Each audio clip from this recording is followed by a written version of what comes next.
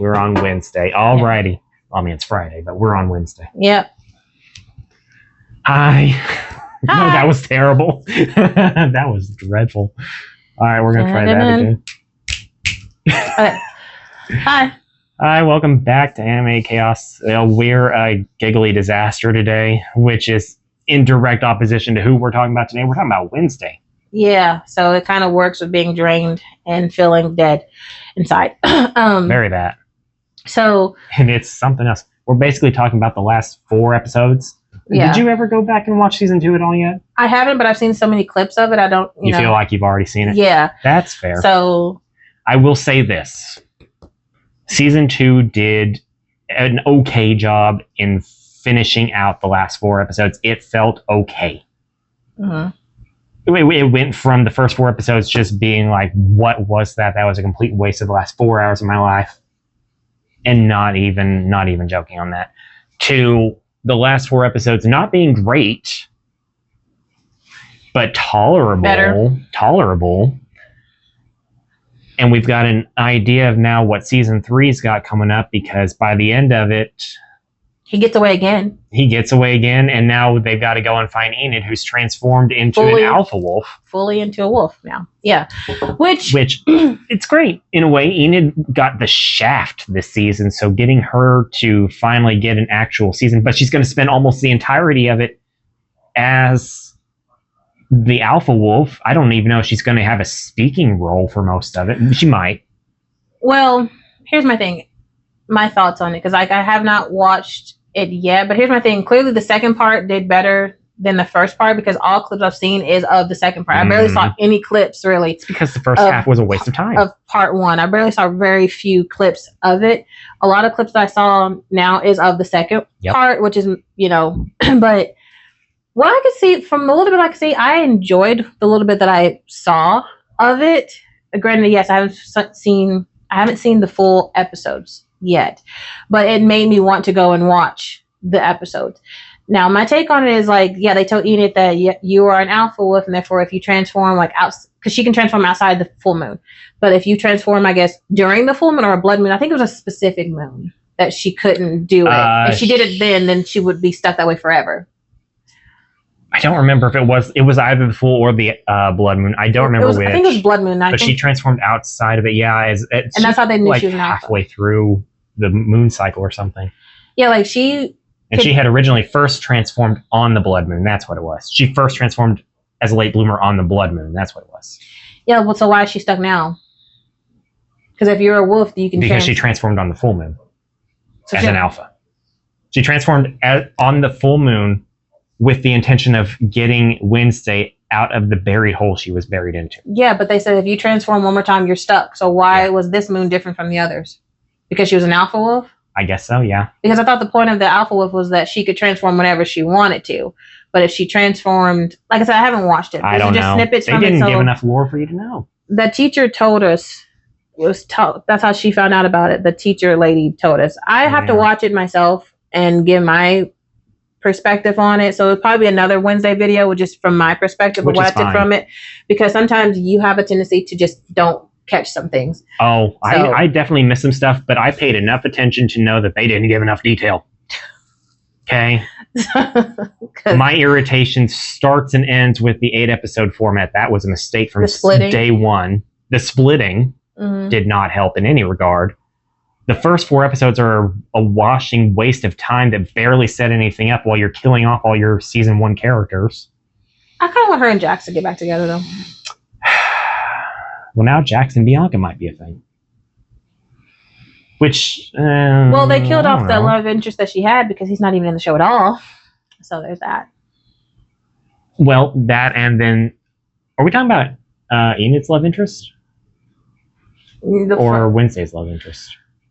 Bianca liked Wednesday's love interest, the first guy, but he's not even in the show anymore. Yeah. So Enid's love interest, the one that she was with for almost all season 2, during an episode 6, when they switched bodies because of Enid messing with Wednesday at the worst possible time, of course, during an event that she was trying to get her psychic powers back, they wound up doing a switch so that they did a Freaky Friday. They did a Freaky Friday. I hated that episode, but at the same time, I was interested. It was interesting. I don't know. I'm one of those people that just, you always know something weird and dumb is going to happen, and you either have to just roll with it or be embarrassed by it. I'm the kind of person who gets embarrassed by it. Point being, though, that Wednesday broke up with Enid's boyfriend Bruno. for her because he was cheating on her. Bruno. Yeah, Bruno. And it's like, that's so sad. But sad that she broke up with him? No, if he was a douchebag. No. That's so sad that he was a douchebag. Oh. That's not sad that she broke up with him. I think, great. She took care of it for Enid, and she did it very heartlessly, but at the same time, very heartfully. And it needed to happen. It needed to happen. And besides... that was the best part of that whole episode, because I just couldn't stand the brain swap thing. I don't know. Every time a series does a brain swap episode, to me, it's one of the weakest episodes because it's always going to devolve into something weird and awkward, and I just don't like sitting through weird and awkward. I enjoyed it for what I saw because it showed what would have been like had Wednesday not been allergic to color. It was fun to find out that she's generally allergic to color and she's just not being dramatic, but also because it showed if Wednesday was the bubbly person in her family, this is what she could possibly be like. Yeah. If Enid was a little bit more wolf dominating personality as opposed to her bubbly personality. And she kept that later on too. Yeah. Her personality kind of kept a little bit of Wednesday's personality. Yeah, they kept little bits of it. Parts of their being kind of stayed with them, even though they switched back. Parts of them still kind of stayed. So they literally got the blend of yin and yang because yin and yang has the white to black. They have bits and pieces of each other. And if one's a raven, one's a wolf. In mythology, they coexist. They help each other. So you have that. You're right. They do. Yeah. So, I forgot about that. So you have that aspect. So if Wednesday is a raven and she's the wolf, like they're like they're just, You just gave me the revelation that I didn't even think about. I forgot about that, and I've read comics about that, and my brain just didn't make that connection. Yeah. Thank you. On top of that, where was I going with this? Oh no. Yes. You could tell that the characters were having a fun time being the opposite of what they usually play. You could see it as they were playing it. That was some good acting on their end because they both had so much fun. She hated it, actually. Who did? The one that played Enid? Really? She was told a month before that episode aired. Whereas Jenna Ortega's character, because she's co-director, whatever she was doing with it, knew about it. She didn't know that the one that played... No, Jenna Ortega's not involved in direction at all. I looked that up. She was part of the, she knew about it way ahead. Like, she was part of the whole script writing and everything. Oh, okay. Script writing. She was not part of the directing, though. Well, no, but, how the story was going to be told. Like, she had at least, So, with her doing that, she knew... According to some of the interviews, but you got to take those with a grain of salt when people talking about it. According to them, they saying that she didn't know that the one that played Enid didn't know until a month out, whereas Jenna Ortega's character, Jenna Ortega knew about it beforehand. Like she knew that episode was coming up where they were going to switch, whereas the other one didn't. But then once she found out about it, she was like. Oh, she went in. She did a damn good job. The joy was there, and then she did a great job for not knowing when, I will say that was probably some of the best acting out of that series. But again, like I said, I didn't mind the swapping because again, you saw the range for the actresses. Yeah, and you saw that she could play Wednesday's character, which was the very serious, very dark, and and then you got to see. Convincing.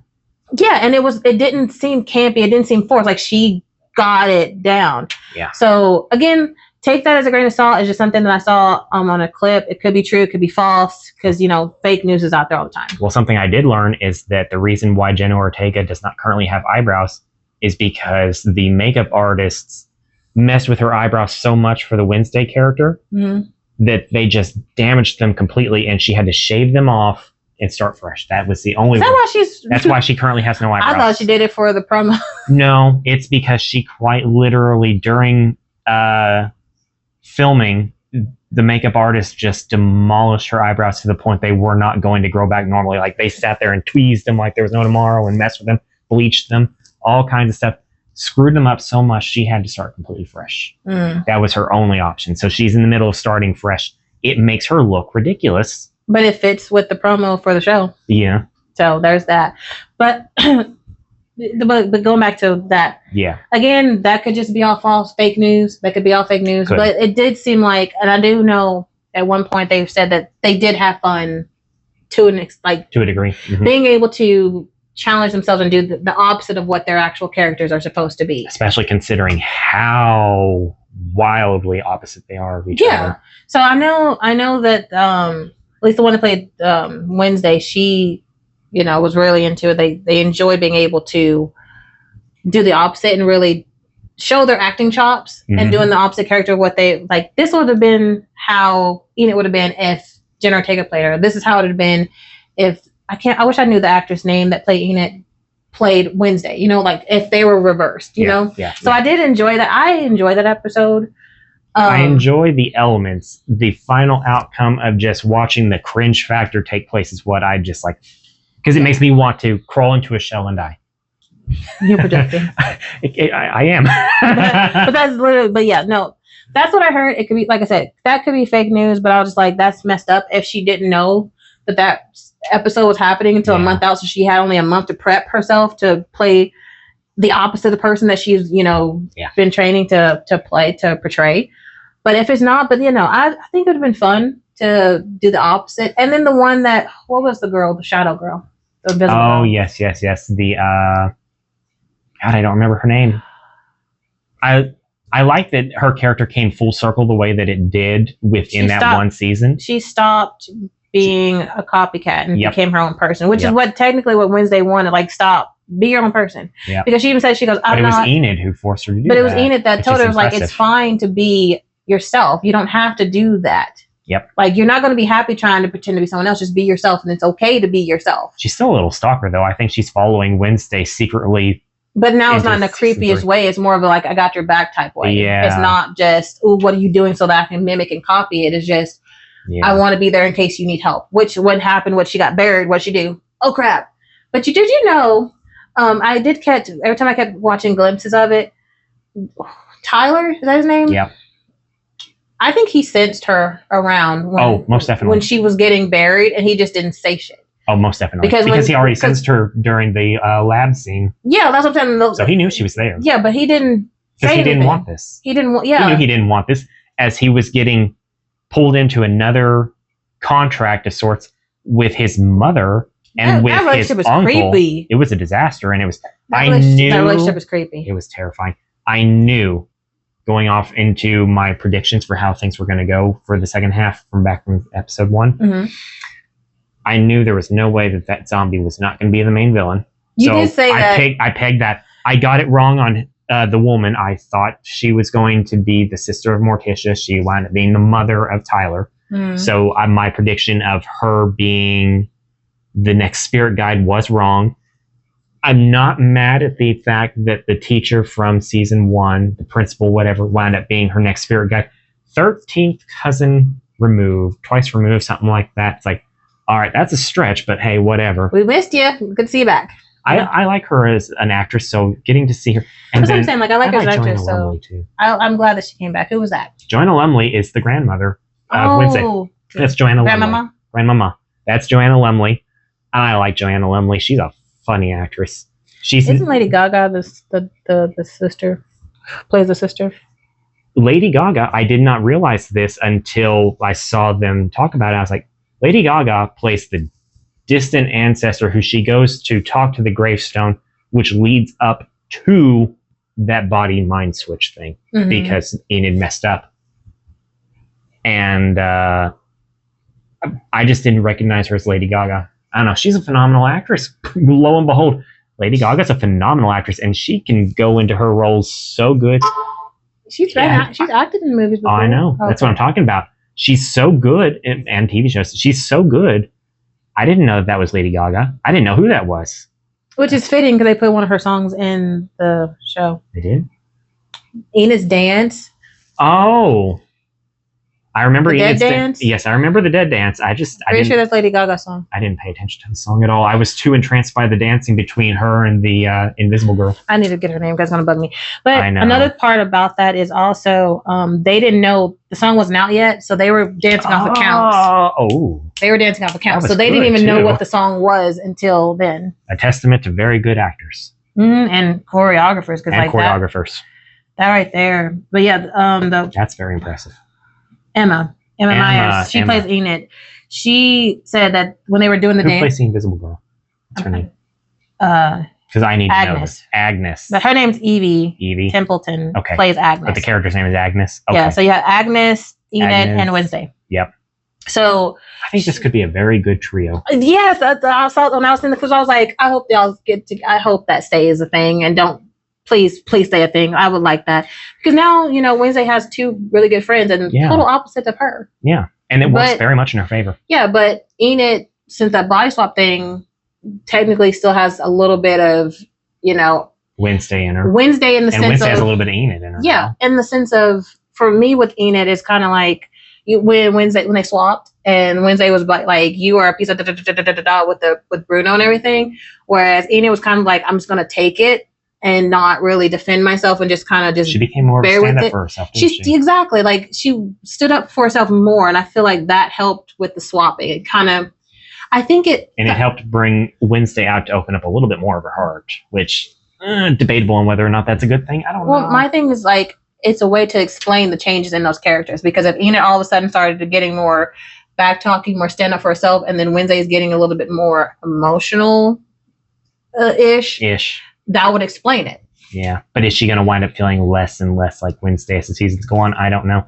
Well, they did talk about the reason why Wednesday pushes her mother's way because she doesn't want to disappoint her. But of course, she's never going to show if I'm disappointed. That's true because they literally could basically read each other's minds and figure out what they were actually feeling. I forgot about that. Yeah. And she told her, like, you don't need Bruno. I broke with him one because you don't need him. You're better than him.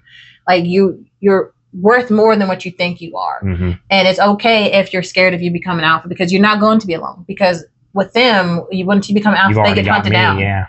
You get hunted down and you're alone. And so she's like, I'm not going to let that happen. I'm not going to let you be alone. I'm not going to let anyone hurt you. So that's why Enid was very much like, I don't want to do that. So you're battling against yourself and you're just taking metaphorically these hits and abuse or whatever from Bruno and just letting him do whatever. Yep. You know what I'm saying? Yep. And then with Wednesday, she's like, you're scared to turn out like your aunt. Like, even though you say, oh, my aunt is this, you're scared to turn out like her. You're scared to disappoint your mother because you really do love your mother.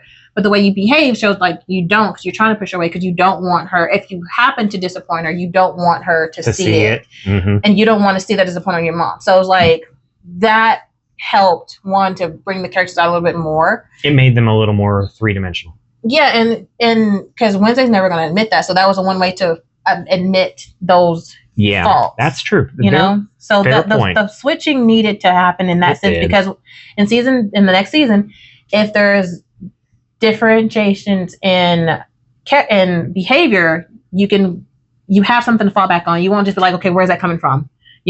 What bothers me though is that there are many characters who may very well not even appear in this show from here on out because their roles are pretty much one and done.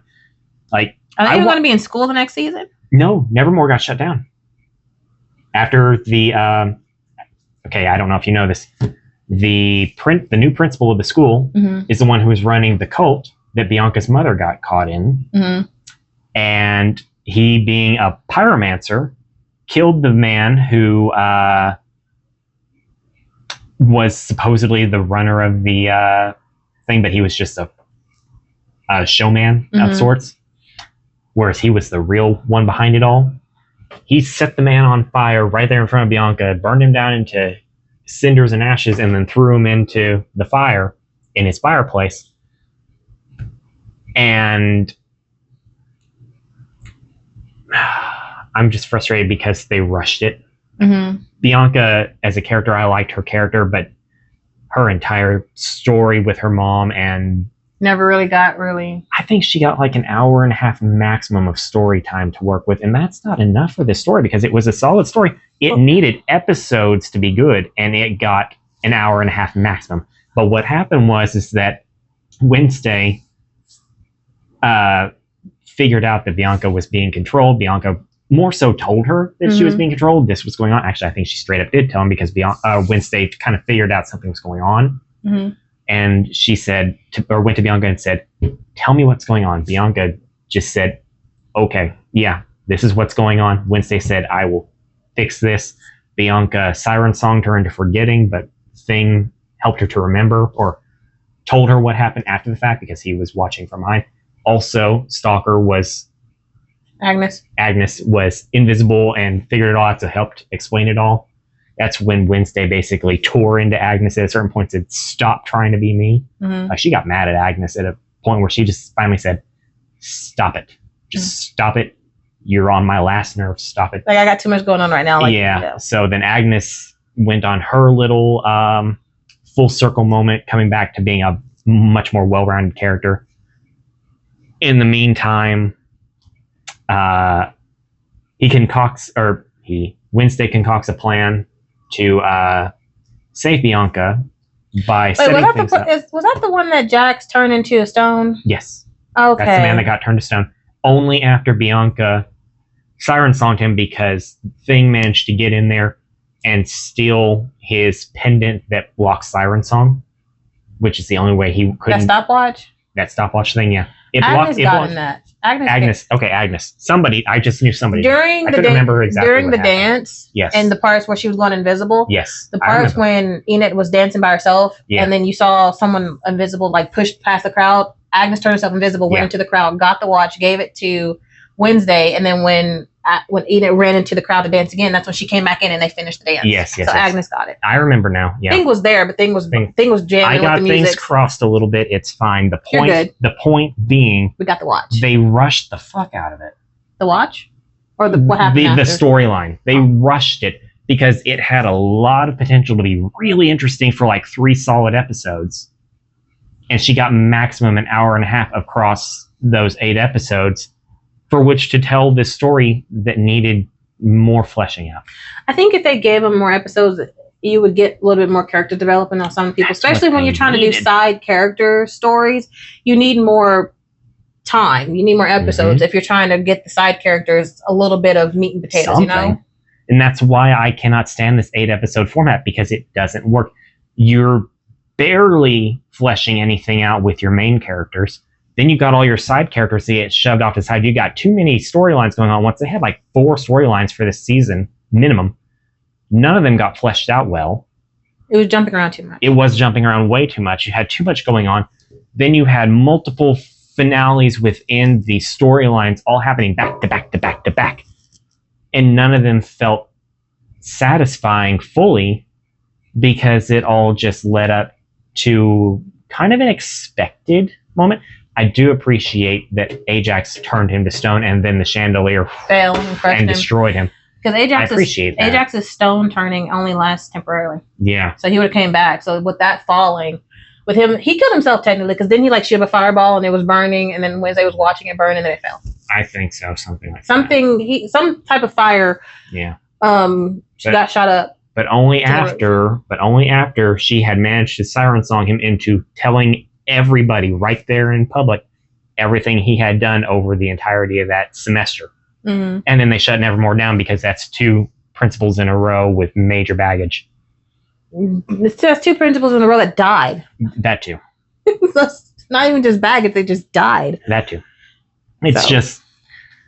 But that's the only school for... Yeah, we know of. For outcasts. That's true. That we know of. For outcasts. I'm sure there are other ones in other countries and stuff like that. And Adam's family is a pretty international group of family members. They apparently can speak multiple languages anyway, so why not? Yeah. It just... So I'm wondering how the next season will go. My issue is just that because it's not going to be at the school then. Yeah.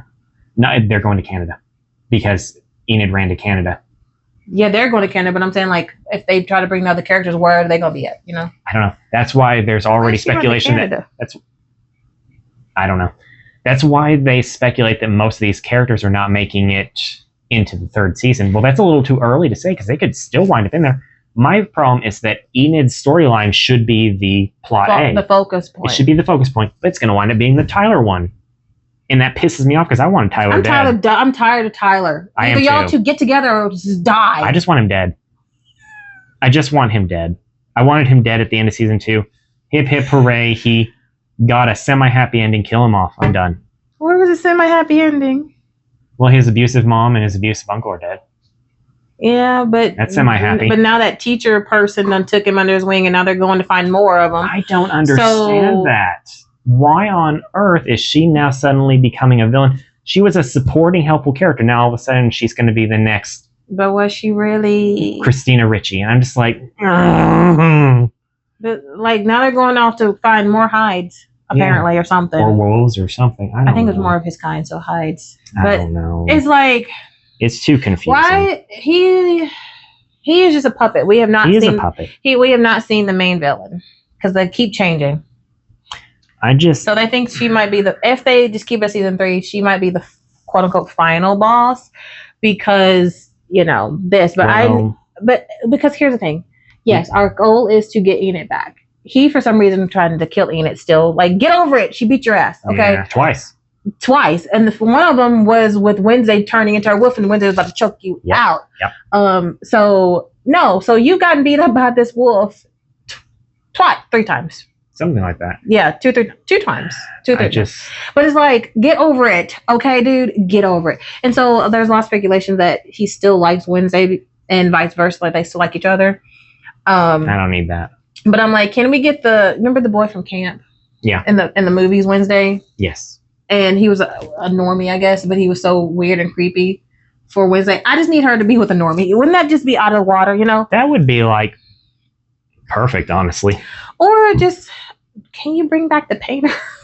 I wanted her to end up with him. And I guarantee you, had stuff had not happened how it happened, that's who she probably would have ended up with. Oh, most definitely. Now they have to pivot. My thing of it is, though, is there even truly going to be a season 3? Because while the writing team's already working on a season 3, and they've already promised we're getting it out sooner than it took the last time, Netflix is known to cancel their most popular shows out of nowhere. They've had multiple shows that were canceled after season 1 despite sky-high ratings, so... I don't know if someone else can pick it up, but season 3 needs to happen, because if you end it with Enid just being a wolf and running into the night, I'm going to be so pissed off, because that literally leads up. It's the same thing with ending with Wednesday 1 with the text message that led to another season, that let us know there was another season. With you turning Enid into a wolf, that sets up for another season, and for some reason you keep Tyler alive. That sets up for another season, that sets up for another villain, and not to mention we're still looking for Morticia's sister. Yeah. We're still talking about that situation, and that someone's got to die and all this stuff. Like, I think it said Wednesday must die or something like that. But it's like we still have other. Right. There's a lot of plots going on. There's at least 3. That's the problem. There's too many plots. There's at least 3, but here's the thing. One of them is a running plot. The first one with Wednesday and Tyler. But the background, the nitty gritty of everything is Wednesday and her family and her mom, sister. That is the nitty gritty part. And then you have the Tyler situation. Now you have the Enid situation. Is Enid going to be stuck as a wolf forever, or is there some way for her? She's not going to be stuck as a wolf. We know, but how long is it going to take before she either comes back to being able to transform back into a human, and possibly when her and Wednesday swapped bodies, that was also key to help her to be able to transform back, because at that point, to keep her calm so she can revert. Yeah, so she'll be able to. Wednesday's known for being exceedingly calm. Yeah, whereas Enid is very much more expressive and stresses out a lot easier, where Wednesday is much more rational in her stress, I guess you could say, if that's the right way to put it. So it's a way to balance it. So regardless how you feel about the body swapping one, it was needed to be able to explain the stuff that's going to happen later. I didn't like the episode. I didn't dislike the episode. I just don't handle those episodes well because it's so cringy most of the time. That's the thing. I didn't dislike it. I just was like, I know what's happening and I don't like it, but I have to watch it. It was funny how they tried so hard to stay away from Morticia, but the fact that you couldn't even see, Enid couldn't see the spirit guide, automatically Morticia was like, who are you? Who are you? Like, no, like if you can't, why can't you see your own guide? And so she's like, I'm so sorry. Where's my, like, that's like, I don't care if you're sorry. Where's my kid? Where's her body at? And y'all need to fix it quick. And you have till dawn to fix this, or it's a permanent change. And it's like, no. It was that, or they were going to die. Which one was it? No, they was going to be a permanent change. Oh, okay. They weren't going to die. I couldn't remember how that was. It was going to be a permanent switch. And they were like, it was literally a Freaky Friday. It was a Freaky Friday. Like they had to really understand each other in order to really turn back. And I like Freaky Friday, but they didn't need to be a plot point. They didn't need to make a third one. They're on a third one. There's a third one. And on that note, let's end this. Oh, please, because this has been a mess. The long and short of it is, also let me point this in before we completely end this. What's up? They're very good about building up a lot of potential momentum. Mm-hmm. They suck at payoff. And there is plot points now set up for season 3, but am I excited for it? Not really. I think I'd be more excited if they focus more on Enid. At this point, yeah. Like Wednesday's story is pretty much told and done. She's still trying to figure out the part about her aunt. I know. So, but barely. My thing here is Tyler's plot point is done. I don't know why we keep bringing him back up. Nothing against the actor. It's just I'm just trying to figure out your story is done. We found out your mom's alive. Now she's dead. We found out your mom and uncle had a weird relationship. Now they're both dead. We found out that thing is actually the uncle's hand. The uncle's hand. So we got that. Cool. We've solved that riddle that we didn't even know that we needed.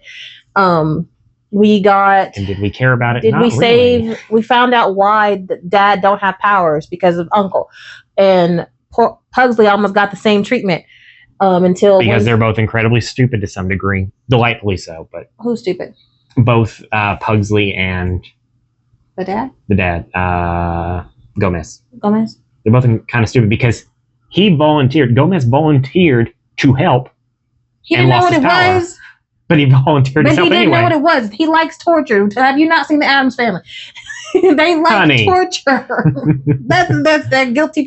He likes torture. He didn't know, by me doing this, you're going to take my whatever ability. But they did straight up just say he's blissfully stupid in there, basically. Yeah, but still, he didn't know that, by doing this, you could possibly just...